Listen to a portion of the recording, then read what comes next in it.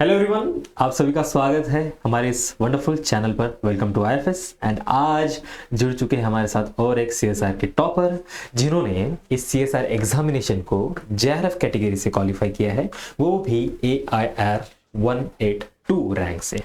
182 इनका all India rank है। And जानेंगे इनसे बहुत सारी बातें कि क्यों करना चाहा इन्होंने सीएसआर, इनको सीएसआर से प्यार कैसे हो गया, एंड बहुत सारी बातें इनसे करेंगे कि आगे क्या करने वाले हैं, अभी क्या कर रहे हैं, एंड इनको कैसे पता लगा इस सीएसआर एग्जामिनेशन के बारे में।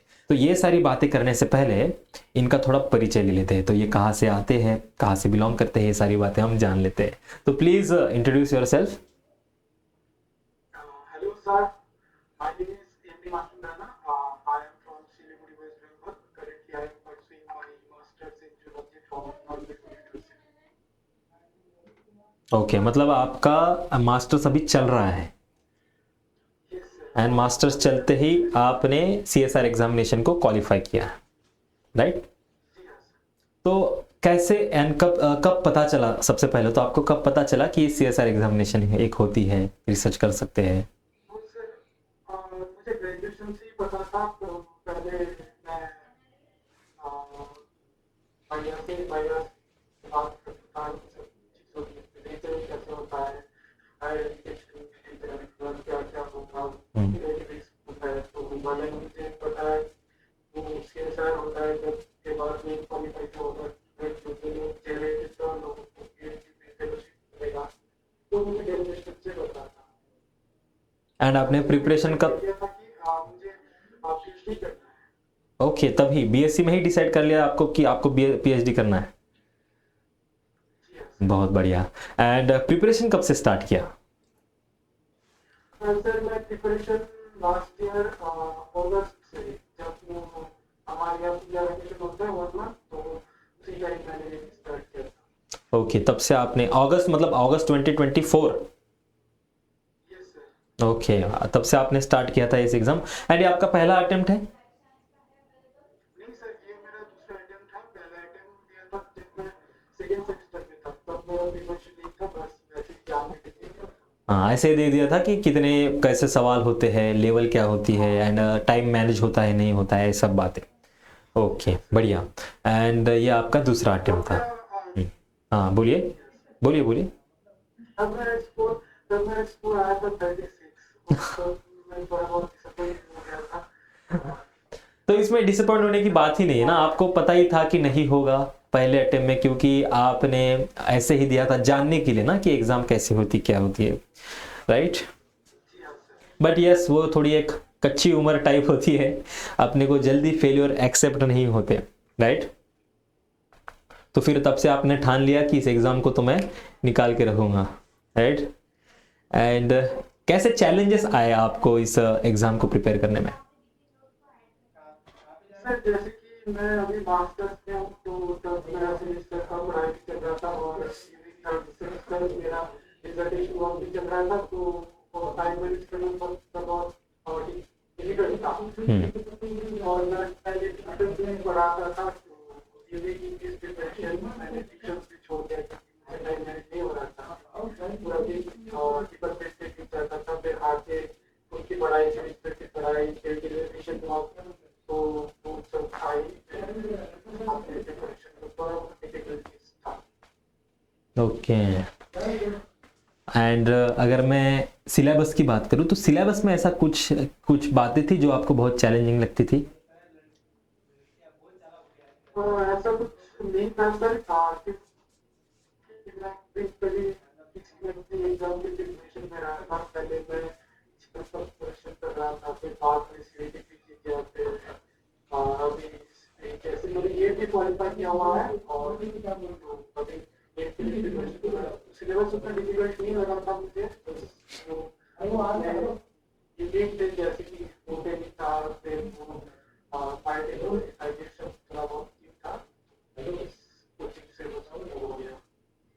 तो मतलब आपने, आपका बेसिक पहले से ही क्लियर था, इसकी वजह से आपको उतना ज़्यादा कुछ लोड लेने की ज़रूरत नहीं पड़ी। मतलब आपने सीयूईटी, पीजीबी, एमएससी एंट्रेंस आपने एग्जाम्स दिए हैं बहुत सारे। Great gate. एंड गेट के लिए आपको बहुत बहुत बधाई। गेट भी आपने क्वालिफाई किया है, उसके लिए भी। एंड आपको रिसर्च में जाना है, तो क्या सोचा है आपने, कौन सा ऐसा पर्टिकुलर फील्ड सोचा है जिसमें आप रिसर्च करना चाहोगे? सर मैंने तो अभी इतना नहीं सोचा, पर मेरा जैसे डिसर्टेशन बहुत मॉलिक्यूलर बायोलॉजी में था, तो मुझे आंसर एरिया बहुत अच्छा लगता था। और जैसे कि तो रेडिएशन और ट्रांसलेशन जैसे मार्क्स कैसे होता है, ये सब चीज़ों में मेरा इंटरेस्ट था। वाह, बढ़िया, बहुत बढ़िया। एंड आप जब वो 3 घंटे बाद आए एग्ज़ाम देके, तो आपको लगा था कि हो जाएगा इस बार? नहीं सर, वो मुझे थोड़ा बहुत पेपर डिफिकल्ट लगा था पिछली बार से, तो फिर इतना आइडिया नहीं था कि हो पाएगा कि नहीं, पर इतना आइडिया था कि पार्ट सी जो सेक्शन सी था वो मेरा बहुत अच्छा गया था, तो थोड़ा विश्वास था कि चलिए देखते हैं बाद में क्या होता है। पिछली बार से आपको ये हार्ड लगा? मतलब पिछली बार तो आपने एग्ज़ाम का प्रिपरेशन भी नहीं किया था, फिर भी वो इजी लगा, और इस बार आप प्रिपेयर करके गए फिर भी हार्ड लग गया? मेरा प्रिपरेशन करके वो जो क्वेश्चन पैटर्न था जो सिलेबस के साथ में, और बाद में घर पे आके देखा कि ये जो टॉपिक से जो क्वेश्चन पूछा जाता था, तो वो टॉपिक मुझे अच्छा लगता था पढ़ने में, लेकिन इस बार जो आया टेक्निक से थोड़ा बहुत ज्यादा, राइट, एग्जैक्टली, क्या हुआ था एग्जैक्टली। थोड़ा बहुत difficult लगा था इस बार की पेपर। जो जो जो आपने अटेम्प्ट नहीं दिया था ना, जो आपका मैं बात कर रहा हूँ जून 2024 का, राइट, तब से ये ट्रेंड चालू हो गया है कि अप्लाइड क्वेश्चंस आने लगे हैं ज़्यादा, राइट। ये जून 2024 से ये अप्लाइड इंटरडिसिप्लिनरी कॉन्सेप्ट ज़्यादा पूछ रहे हैं, ठीक है, इसलिए आपको ये थोड़ा हार्ड लगा होगा। एंड अगर मैं बात करूँ, जो दिसंबर वाला एग्ज़ाम था वो कैरी फॉरवर्ड हो गया, मतलब डिले हो गया, तो इसका आपको फ़ायदा हुआ है? जी हाँ, जरूर सर, पर वो सेमेस्टर के बाद मुझे 1 महीना मिला एडमिशन करने में, सारे वो टेस्ट दिए थे, वो तो बहुत हेल्प हुआ मुझे। मतलब पूरे मॉक टेस्ट सॉल्व कर लिए, पूरे PYQs कर लिए, जो भी प्रैक्टिस करनी थी सब कर लिया इसके? वाह, मतलब आपके लिए बहुत हेल्पफुल रहा है ये। बढ़िया, बहुत बढ़िया। शायद इस बार नहीं हो पाता वो टाइम, हाँ, की वजह से मेरा पूरा रिविजन हो पाया। राइट राइट, ये भी बात सही है कि आपको एक्स्ट्रा टाइम मिल गया, इसकी वजह से आप थोड़ा ज़्यादा प्रिपेयर कर पाए, एंड जो भी आपकी मिस्टेक्स थी वो आप कवर कर पाए इससे, राइट, ये हम कह सकते हैं। बहुत लकी साबित हुआ है ये डिले आपके लिए।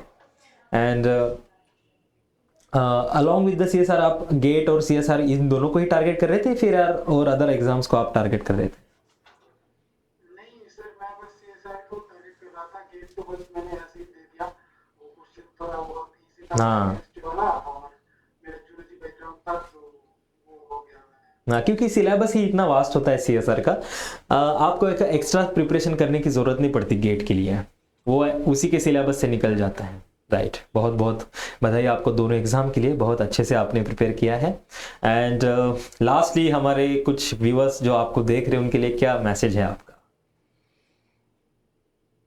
मैसेज तो बस पढ़ते जाओ, वो टेक्निक ज़्यादा फोकस करना है, उनसे वो क्वेश्चन रिलेट करना है, एनालाइज करना है, जैसे जैसे कि टेक्निक ओरिएंटेड क्वेश्चन, जैसे कि एक चीज दे दिया, इतना बैंड आया, क्या रिजल्ट हो सकता है, इस टाइप का क्वेश्चन जो एनालिटिकल क्वेश्चन है उसको ज़्यादा प्रैक्टिस करना है, जितना ज़्यादा वो मॉक टेस्ट देना है, और प्रीवियस ईयर सॉल्व करना है ज़्यादा इसमें। अप्लाइड पार्ट पे ज़्यादा ध्यान देना है, we can say that. Yes sir. हाँ, तो आपका अप्लाइड अच्छा था? जी हाँ सर। तो आपने, मतलब आपका जूलॉजी बैकग्राउंड है, राइट? जी हाँ सर। तो जूलॉजी में अप्लाइड वाले पार्ट्स होते हैं, मतलब बहुत सारे ऐसे टेक्निक्स सिखाए जाते हैं आपको, या फिर आपने खुद से पढ़ा है? जैसे जैसे कि सर हम हमारे वो थर्ड सेमेस्टर में स्पेशल पेपर होता है, तो मेरे स्पेशल पेपर वो मॉलिक्यूलर बायोलॉजी टेक्निक्स था, तो उसमें एक पेपर होता है जिसमें सिर्फ टेक्निक्स होता है, तो वो बहुत हेल्पफुल रहा, और जो आईएफएस जो बाकी था वो आईएफएस के टीचर्स ने पढ़ाते। मतलब आपको फेवरेट अच्छा भी लगता था, वो पसंद था, मतलब अप्लाइड में कैसे टेक्निक्स को फॉलो करते हैं, मॉलिक्यूलर टेक्निक्स को कैसे ये पढ़ते हैं? वाह, बहुत बढ़िया, मुझे टेक्निक्स पहले से ही पसंद था। शानदार शानदार, बहुत अच्छा लगा आपसे बात करके, एंड बहुत अच्छे तरीके से आपने जाना है, बहुत जल्दी जाना है आपने, राइट, कि आपको बीएससी से ही पता था कि कैसे ये एग्जाम्स होती है रिसर्च में जाने के लिए। एंड बहुत सारे लोगों को ना ये बातें जल्दी पता नहीं चलती, वो अवेयर नहीं होते, राइट। तो अभी ये आपका काम है, मैं बहुत लोगों को बोल रहा हूँ एंड मैं आपको भी बोलूंगा कि ये आपका काम है कि आपको अगर कोई दिखे स्ट्रगल करते हो कि वो अपने पाथ से भटक रहा है, कि उनको पता नहीं है कि कहाँ जाना है, ये आपका काम है कि आप उन्हें बताएं कि ऐसे कुछ एग्जाम्स होते हैं, ऐसे कुछ आप पीएचडी कर सकते हो, फेलोशिप मिलते हैं, ये आपका काम है, right. That is your ethical responsibility. Okay, ये आपको फॉलो करना है, आप बताओगे, प्रॉमिस करो मुझसे कि आप जो भी स्ट्रगल करें। Yes exactly, yes, and all the best, बहुत अच्छा करोगे आप अपने रिसर्च में। एंड अभी के लिए तो बहुत बहुत शुभकामनाएं आपको गेट एंड सीएसआर एग्जामिनेशन को बहुत अच्छे रैंक से क्वालिफाई करने के लिए, ठीक है। एंड बहुत बहुत धन्यवाद आपके इस कीमती समय देने के लिए। ओके। Thank you.